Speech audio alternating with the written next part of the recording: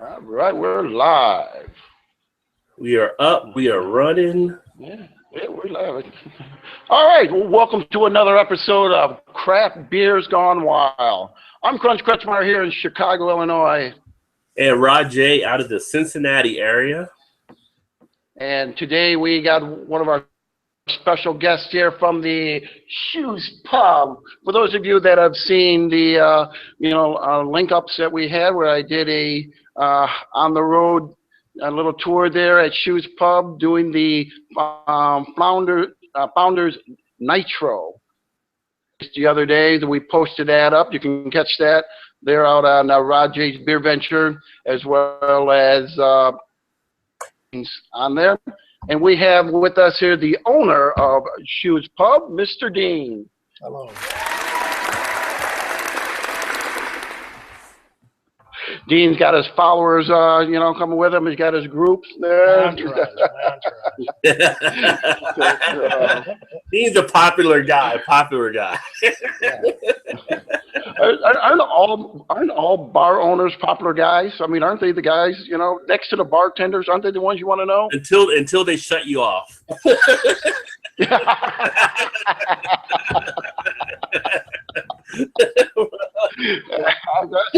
That's true. All right. Well, we can all see Rod's sporting the marketing campaign there. He's got his Rod J BeerVentures shirts there. I've been hearing that Damon from Shark Tank is basically kind of getting a little nervous there. He's getting nervous. Yeah, there it is. He's way ahead of me. I got nowhere close to him as of yet, but. But hey, what if Fubu start out? If anybody wants, if any of the guys want to go ahead and find your shirts, where can they find that? Probably the easiest spot is just to go to the blog where it has information out there. So rodjbeerventures.blogspot.com. Make it easy. Google Rod J BeerVentures, and you will see a ton of information out there on Google that will easily get you over there. All right. Now, when we buy these beer shirts, is that going to a 501c company? It's going to Rod J BeerVentures 501c.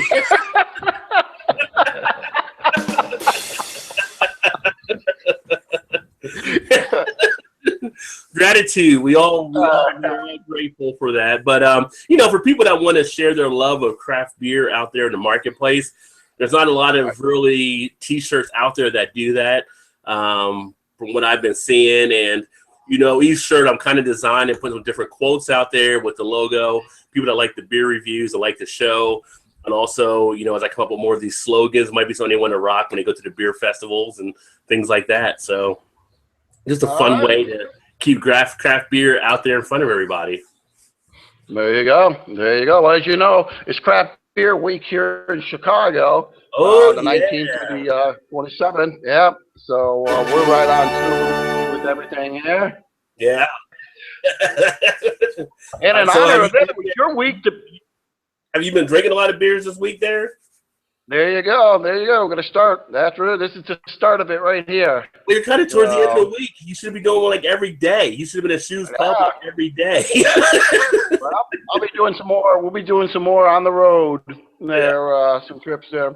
So, Rod, it was your week to pick out. Would you go ahead and pick for us this week? All right. So we are actually going to check out one of the somewhat semi-local to me Ohio breweries from out of Cleveland. It's going to be Great Lakes Brewing Company, and we're going to take a look at two of their beers.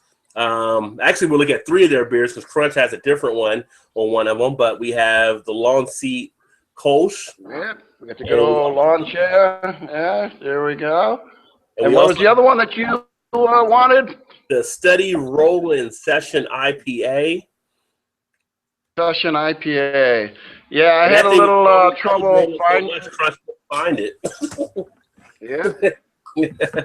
I had to go with the hops by number right there.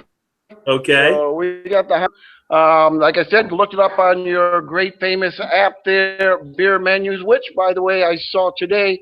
Mr. Dean here was vigorously putting all of his beers and stuff out on there. I was getting, all of these texts and, tweets, notification. I thought I was popular, but then I just saw it was just Dean putting out all of these beer menus. My favorite is place, so I get all the infos. Yeah. But I went ahead and checked it out. They did say they had that session IP. I called the owner of the place, told me that they were out of them, and they were able to score only 4 of the lawn chairs they had left, and 4 of the hops by number. So I was able to put a 6-pack together and be able to do the show. So a big shout out to the wine styles of Park Ridge there, Miss Emily Wilderman. She hooked me up, so she was able to get these for me. 157-mile drive to the next place. And Rod, I love you, brother, but 157 miles. Where's the dedication? Unless it's I know, I'm telling you. But as you know, my people, Rod, the Wine Styles company had to pull me through. Did you hear that? Yeah. Wine Style, not the beer guys. No, it's the Wine Style. So, well, speaking of Wine Style, right? So last week we did the Soft Parade. Was that last week we did that? You got that one? Yes. And so I had one of my associates that I work with. She went up to Michigan. They actually had a luncheon out there at Shorts Brewing, their little brew house. And I told her about that beer. And so I asked her when she got back this week, did you get a chance to try Soft Parade? She was like, did I? She's like, I came back with 3 6-packs of it. So I may know a little something about beer. And for her, she likes wine, but it doesn't always agree with her. So she has a beer now she can actually go to that kind of gives that kind of a wine equivalency for her. So, if they don't like beer, there's a lot of beers out there. You may not have just found the one you liked as of yet. Yeah. Well, that's good. Like I said, I'm starting to see that the wine stores are starting to get a little bit more into the craft beer because I feel that it's really starting to pick up. I think in the next 3 to 5 years here, it's probably going to go ahead and overtake wine a little bit. We had a good wine run there for a while. Now with the craft beers, I think the style, is starting to develop, kind of go back, kind of it's almost like a middle balance there. Huh. Now you're not crying sour grapes, are you? No, not crying sour grapes. All right, brother. All this talking's making me thirsty. Dean's over here. Dean's got a little arm. I was gonna say, Dean, what happened? Oh, you got your arm in a sling there. What happened? Yeah. I had surgery last week. I pulled out my bicep. They reattached it, and I'm still drink though. I can still drink. I still use one hand, so we're all good. You said a key thing there. Whenever you pull out, it's not a good thing.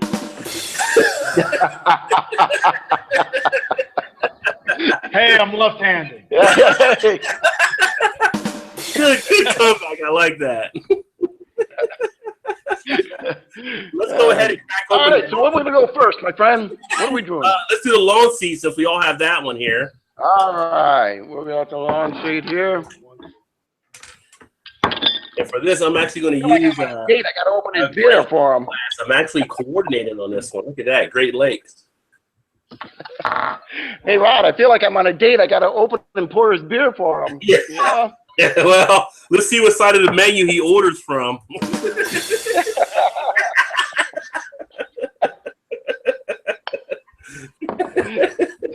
Thank you, sir. Yeah. That's the Boy Scout in me, huh, Rod? The Boy Scout. Yeah. You always did a help. Boy Scout. Did help the other. Boy Scout or canteen boy. Yeah, Rod here.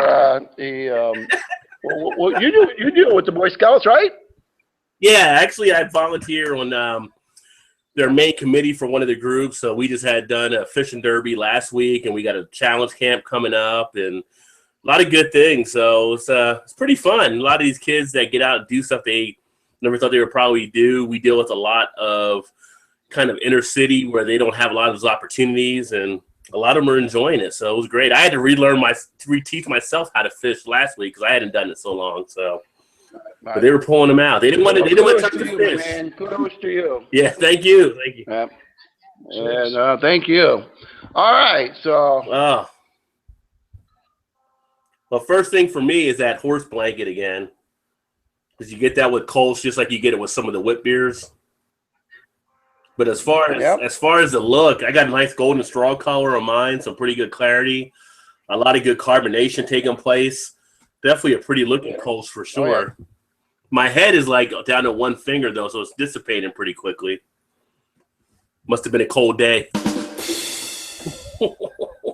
Yeah, definitely got the carbonation going on in there. A lot of nice, light, tight bubbles up in there. Yeah. Definitely got a little good head. I think Dean's over here already drinking. He's already passed up. Dean's like, "What are you guys smelling when you should be drinking?" Here you go, man. Well, yeah, it's got definitely. You got the nice hops in there. Oh, yeah. Nice sweet hops. Really good. I like that. It's really nice. All right, let's go ahead and see if we can catch up with Dean here and get a little taste in there. Oh, that's pleasant.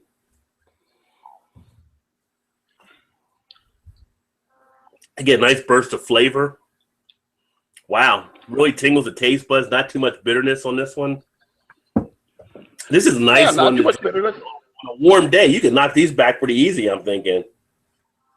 All right. What about you, Dean? What do you get out of there? I like the fact that it's not a very. This is a nice. It's a nice Kolsch. It's not. Doesn't I don't really get a lot of that bitterness either, and I don't like to have something that's really. I mean, this has a really nice flavor to it. All right. I must admit. It's kind of got that little lightness to it. It's not over bitter, in my opinion. This is this time of the year. This is a really good summer beer. It's right now, we're here in Chicago. We got about like 63 degrees, 64 today. Nice and sunny. This is a good, beer to be out drinking. I'm not going to get weighed down, and it's not going to be too light where it's too watery. This is really good. And I can also see it when it does get a little warmer, I like it. It has a very clean finish too. Uh-huh. I would definitely agree on that for sure. Yeah. It's definitely like there's just a nice freshness, which I like the style. I just think that a lot of European Kolsches, by the time they come here, by the time they reach the States, they've been a little bit abused. Yeah. So you don't get like this freshness. I feel that it's harder to get Kolsch, which you'll enjoy it in this way. Mm-hmm. Mm-hmm. But they don't travel that well. I find. Well, I would agree with that. This one comes in at a 4.8% ABV and 45 IBU. So as far as 45? the alcohol, 45. The alcohol's not going to hold over a long period, and the IBU, it's not as hoppy as you'd expect to be hoppy versus some of the other ones that you have out there. I'm not getting too much hoppiness on the front of the tongue or middle of the tongue or even on the swallow. It's really a nice crisp finish, and whatever hops they actually use in here really smooth out very nicely. Now with hops, you can use them for the flavor or you can use them for the bitterness.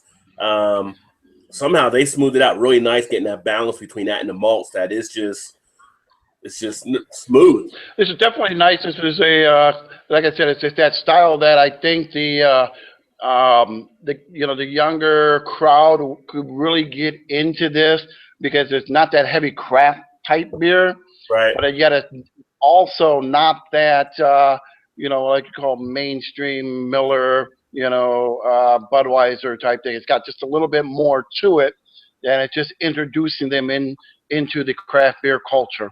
A segue. Segue. There you go. Yeah. There you go. There you go. We got a segue. Yeah, the interesting thing is Great Lakes. I think they brought this out towards the end of the year, beginning of this year, kind of up through March. And you're starting to see a phase out now out there between the lawn seat, the steady rolling, the hops by number, and there's another one they brought out. I don't understand why they wouldn't keep some of these around for summer because they are very decent. Right. Well, in my opinion, on the Rod J 1 to 5 spectrum scale on this one here, I'm going to go this one here, 3.84. I got to ask, how did you get that 4 in? You know, the reason for I would have went a little higher, stuff like it, but I feel the head kind of, kind of sank down a little bit too early, too quick. So I don't feel it's kind of holding up. It still got a lot of carbonation. Oh, yeah. It definitely got a lot of carbonation. But like I said, it's that lighter. It's a good, like I said, it's a good B plus, right in that category right there. Like I said, it just that next step up. Had it had a little bit more gump into it, a little bit more something, more meat in the inside there, I probably would have went a little higher. But to me, it's an overall great Kolsch. I like it. I'll definitely drink it when I see it. I'll definitely look for it. Sometime I'm going to go wow and drive and, beat the motorcade of Hillary Clinton just to go get this like I did today. So... And what about you, Dean? I definitely give it a solid 4. Nice. I like it. It's. I think it's a very. If I were to see this in a cooler in a bar, I think it'd be a very safe bet for someone someone that's not really into very hoppy beers. I think it's a very safe bet for someone that's looking for, I would say, something more than an American 8-junk lager, okay, but yet not too far to where you're drinking an IPA and you're tearing out your esophagus and hanging yourself by it. I kind of see that symbolism. I like that. I like how you can visualize things for sure.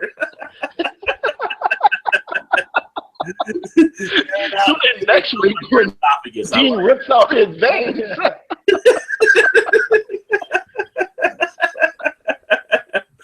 Takeaway, right there. That's the takeaway. That's awesome. Well, for me, I guess we're going up here. So mine's is a 4.25. I consider it to be an A- beer. I think for what a Kolsch is supposed to be, it definitely delivers on that. I think you want to have that refreshing quality. What it has that nice backbone, a nice balance.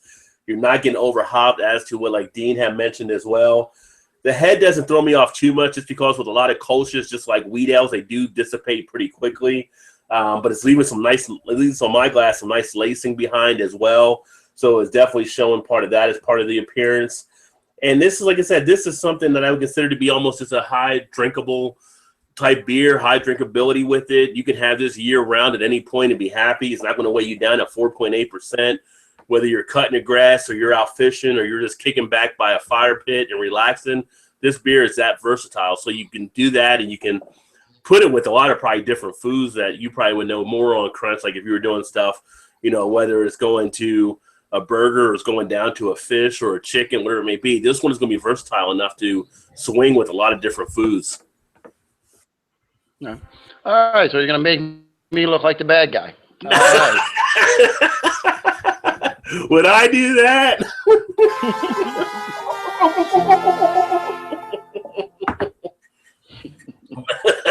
But very pleasing. Another nice one from Great Lakes. All right, do you want to hit your next one, or you want us to go here? Why don't you guys go and hit the next one here? The all right, hop by the next numbers. one here we got is the hop by number from Great Lakes here, and as I said, I was unable to get the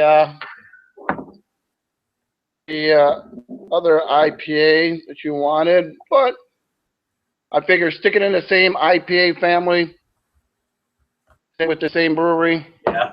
I thought Good way to do it. So for those of you that have followed us, and as we talked about this in the past, you know, there's going to be times when this happens.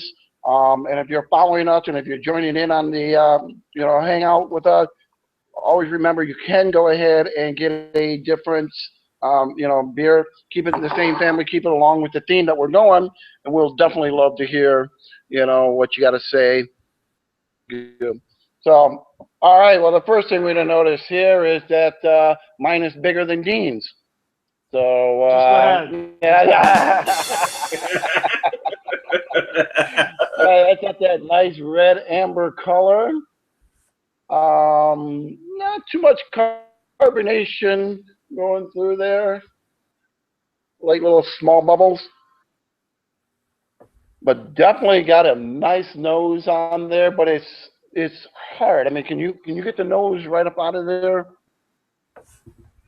Fight it to kind of bring it in. But then again, Rod keeps telling me it's my glasses. You know, he says that I gotta get frosted glasses here. Don't you put that on me. Which reminds me, I had to correct another person tonight. Like, do not give me it in a frosted glass. It's like, how do people run these breweries and pubs and restaurants and not know how to serve the right glassware? Don't get me started on that road. We're gonna keep this to a minimum show. It's got a nice little nose to it. It's a little hard to pick up, like I said. It's possibly the glasses that's doing. Huh? It is subtle. Yeah, very subtle within there. You know, nice little sweet, you know, barley or hops in there. The you know, forms in there like carbonation. So with the, you know, with the red color, amber color in there, what does this come in, Rod, for a IBU? You know? Yeah, actually, this one is an IBU of 80, and it's an ABV of 7. Yeah, that's about right. That's right about right. It's dark. It's sweet. It's, you know, it's got a really hard, you know, smell. It doesn't got a lot of aroma into there. It's hard to pull them out, but it's got that light, sweet, you know, hops in there. Nothing that's, you know, blowing me off my seat at the moment. But then again, we're going to go ahead and give this a tasty taste and see what we come out on the palate.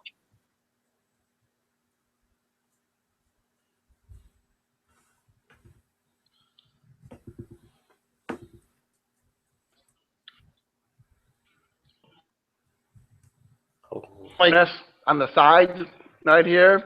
Yeah. Nice. It's making my mouth saliva. It's really got, you know, for my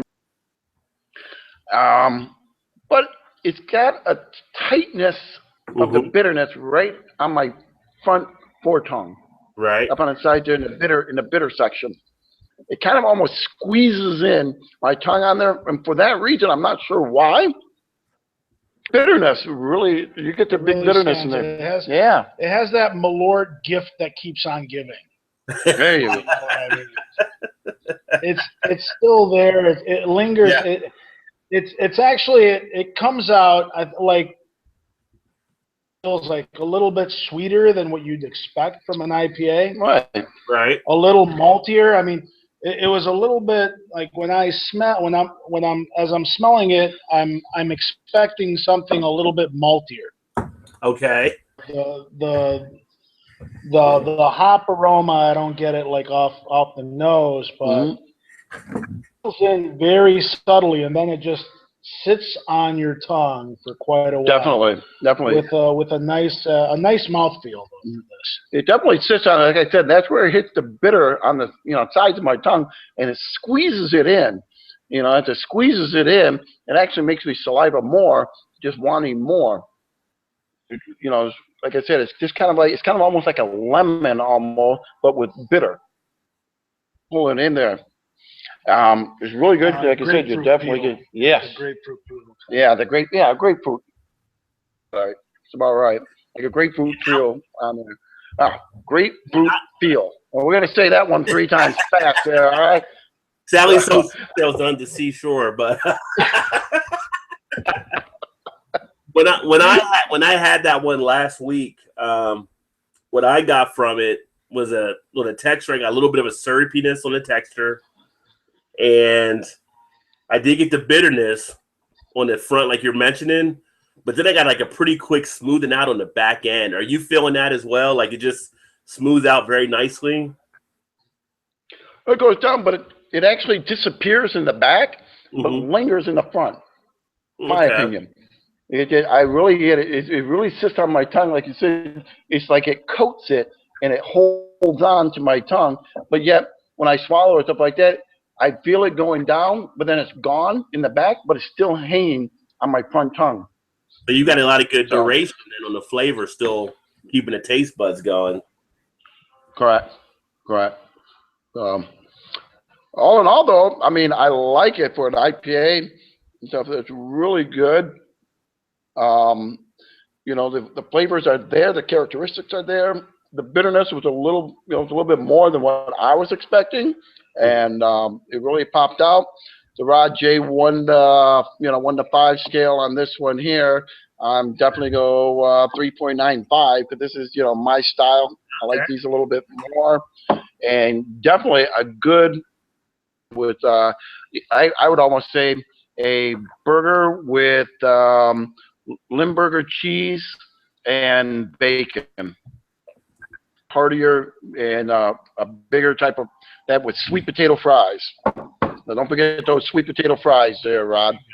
I don't hear Limburger. Yeah, that's interesting. Yeah, there you go.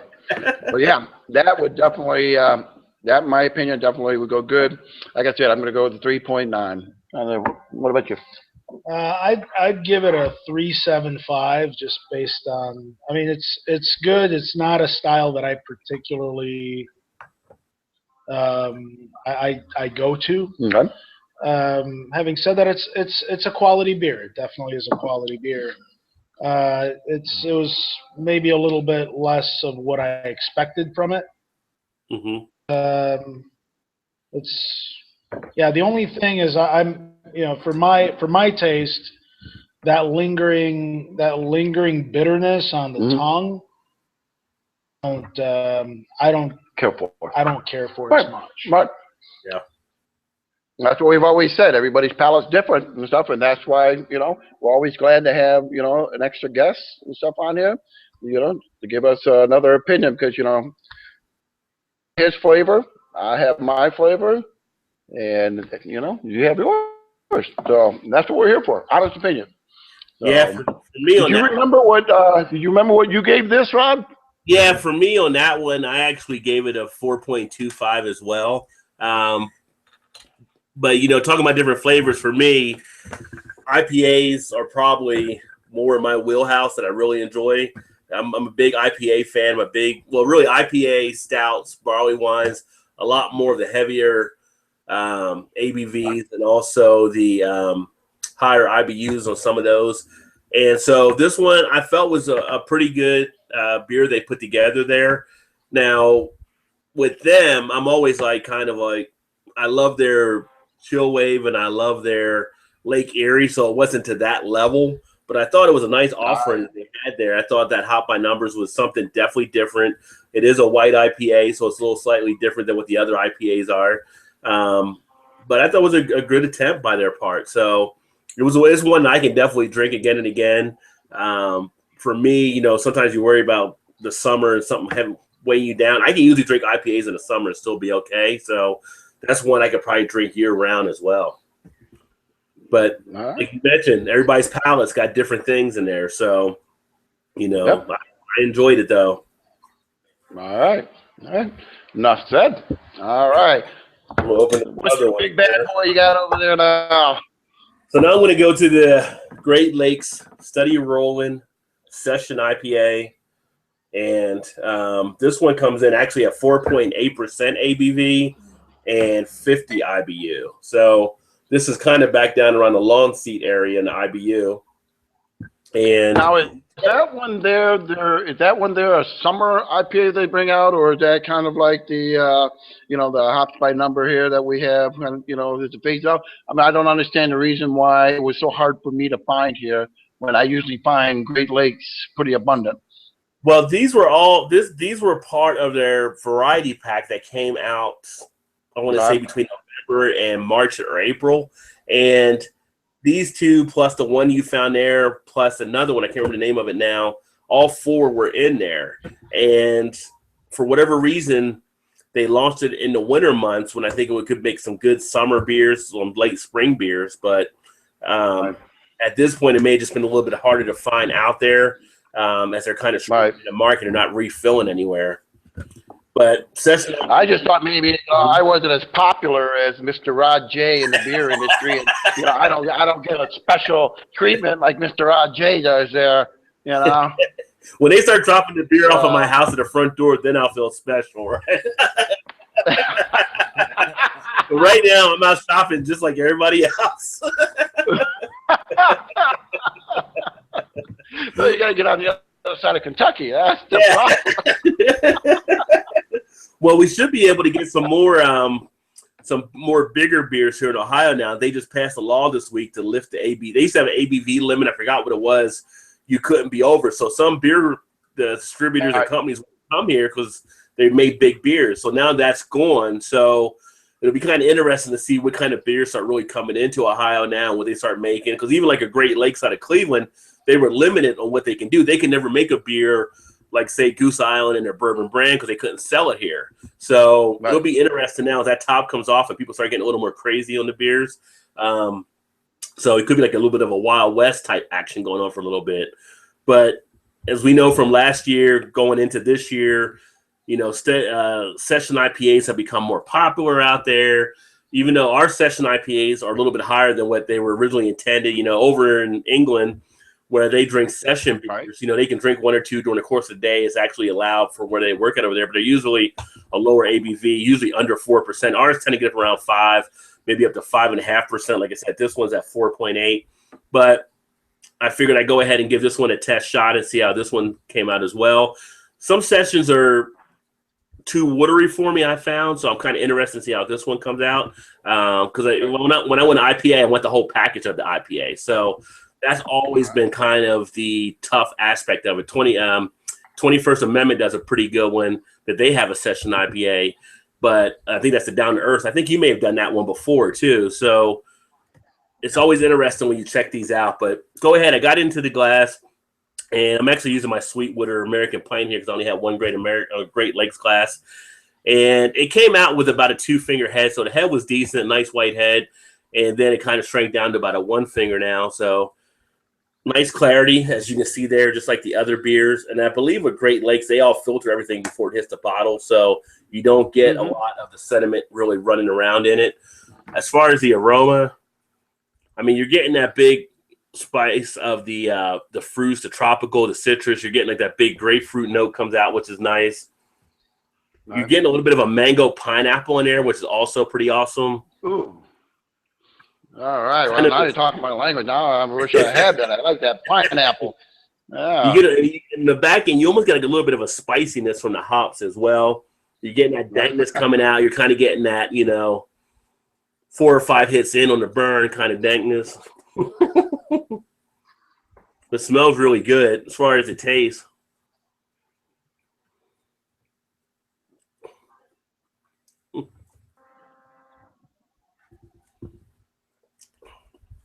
Typical bitterness to the front of the tongue, smooth and crisp on the back end, very refreshing, almost like how the Kolsch was. There's no lingering aspect of the bitterness there. For someone that doesn't really like a lot of hops, again, session IPAs are a great way to get into the IPA area, and this one definitely makes that happen. You get a nice amount of flavor going around the mouth, getting into the cheek area, starting to really get those flavors really flowing. You're not tasting anything like on the back end for astringency or metallic or anything along those lines. Very nice, refreshing quality. What did the ABV come in on that one? This one is in at 4.8%. What about the IBU? IBU is 50. So, yeah, this one really gets into that cheek area, which I enjoy beers that do that because that keeps the duration even going that much longer. You get that little bit of a tingling sensation taking place in the cheeks as well as the tongue. Wow.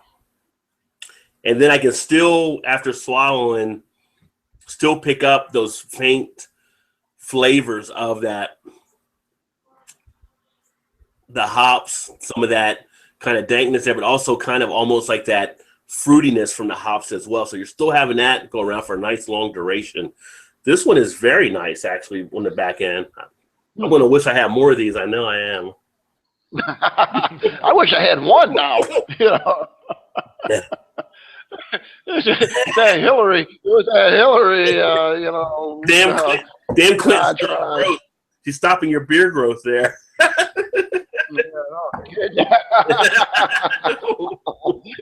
Beer bud. Because Hillary Buzz killer. Hillary Clinton would stop growth in a lot of areas. She's from Park Ridge, right? Yeah. Yeah. So yeah, she was from Park Ridge. So that's why. From New York. Yeah.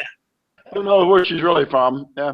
But yeah, she grew up here from the Park Ridge thing. So like I said, when I went up to the wine styles there, they had their streets blocked off, and I asked somebody why it was, and they said, well, you know, Hillary was there. So that was understandable.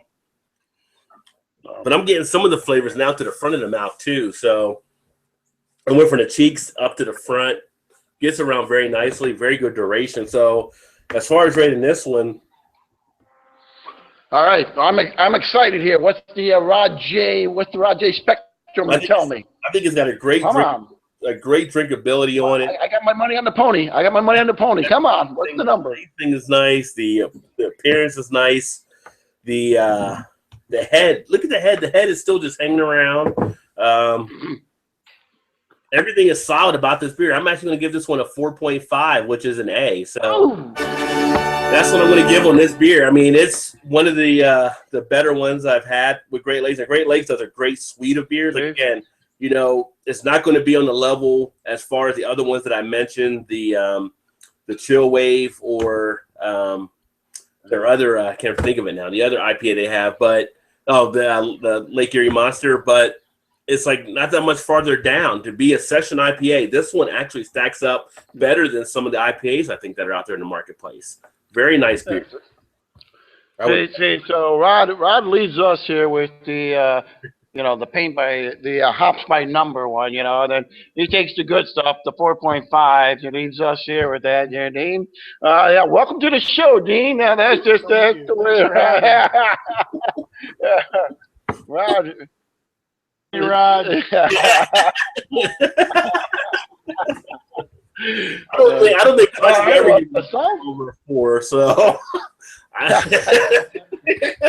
Well, it sounds like a really good. It sounds like a really good beer. Prince does not score high. He's a Simon Cowell over there. Well, it sounds really good. Like I said, definitely going to keep my eyes open for that. I will give my friends there, Emily, or I should say my new friend Emily, there at Wine Styles, a call, and hopefully she can get some more in. I'll definitely like to try that out. Maybe I'll do a. Maybe because I do know that at the Wine Styles here, they do allow you to, taste out, there at the shops. So okay. You are allowed to go ahead and do that. She says, I've actually got a color off, so maybe I'll take advantage of that and do a little, comparison on the Mr. Rod 4.5 point scale there, and see what I come out with there. So, well, all right, Rod. Well, it's another great show with you, my friend. I'm glad everything's good over there on your side of the river. And you as well. And if any of the guys here, want any more information, know what's coming up on the next, Craft Beers Gone Wild, please hit up Mr. Rod J. BeerVentures. He will let you know what the lineup is.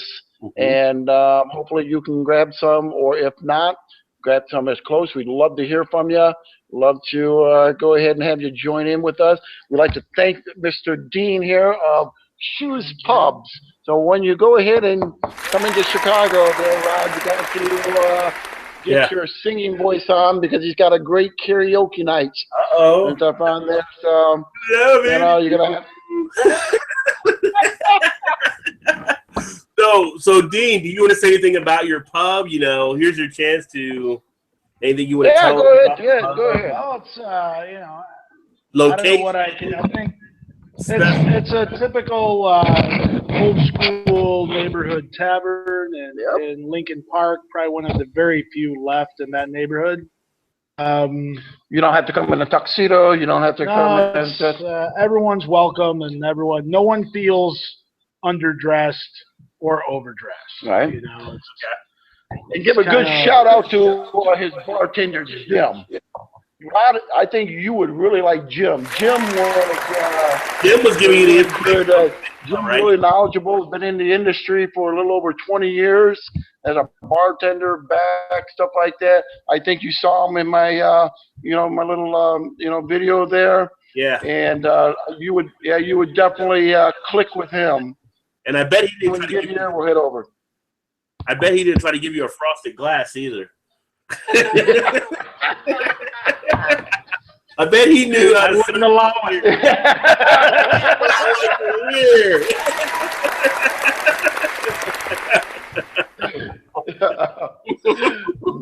I'm not allowed to swear. Yeah. This is internet. You can. It's not. Bro, you already know that. Listen to Dean. Dean knows. Just ask it.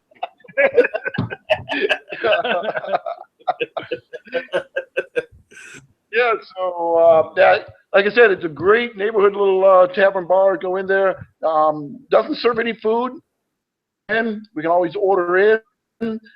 Get some good stuff locally brought in, but all the stuff on tap, ready to go. And that's, my friend, is where I went in and had Blatz. Remember, I was telling you the bar I went into and had the Blatz beer.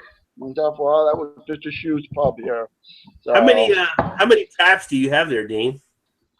I have 12. 12, and, okay. And you rotate them out. I rotate them out very. It's a regular rotation. It's okay. Not, even if something is doing well, it's quite possible you won't see it there in a month or two. It all depends on the beer and the season and the style. Okay. Typically, and it's by design that there are only 12. I could have increased. I got into the business when I purchased the bar. There are 8 beers on draft. I changed it out to 12. I could have done, but I think 12 is a good enough amount where you can make sure that you have, from the first to the last drink in that pint or serving, whatever it is, of that keg comes out as fresh as possible. Nice. I kind of frown at a lot of places that'll have of what they would consider variety, which isn't really variety if a keg is sitting there for 3 months. Right. It's Russian roulette. Right. Right. So I like to make sure I have things that are always fresh, put on draft, is well thought out. Right. Awesome. Well, that sounds very excellent. And then, so you got like the taps. You got a full thing. So if people want to have mixed drinks, they can have that there as well too. So you got a full bar along those lines. Absolutely. Yeah, it's just really more. If people want to bring food in or something like that, they can order in or bring food in and then sit there and enjoy it. Yeah. I mean, we have a good variety of spirits. We carry Centauri whiskeys. We carry a lot of Japanese whiskeys, a good variety of American whiskeys as well, and anything you'd expect from a bar mainstays, you'll find it there, obviously. Okay. So find things that you don't expect to see on a regular basis. Nice. That's Shoes Pub there, my friend. So that's where you can go. You can go to Shoes Pub and find your size. That's what I like to say. Speaking of shoes, there, Rob, what size shoes you got there? What size shoes you got? What size shoe do I wear? What size? Yeah, what size your shoe? Let's get it up there. Put your foot up there. Put your foot up there. Let's see it. Let's see what size shoes you got. Shoes on right now. I wear 13 now. I wear 13. Shoes pump right there. Here we go. Right here. Here we go. Right there. Right there, Rod. Shoes pump. That's a little foot. That's a little foot. Hey. You get the ladies with that foot?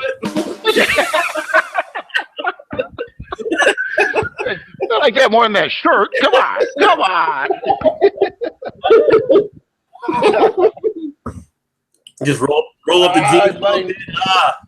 Look at that foot. As always, it's great to be with you, my friend.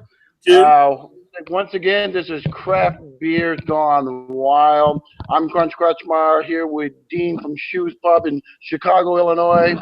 And Rod J out here in actually Kentucky, part of Cincinnati, but what we call the right side of the river.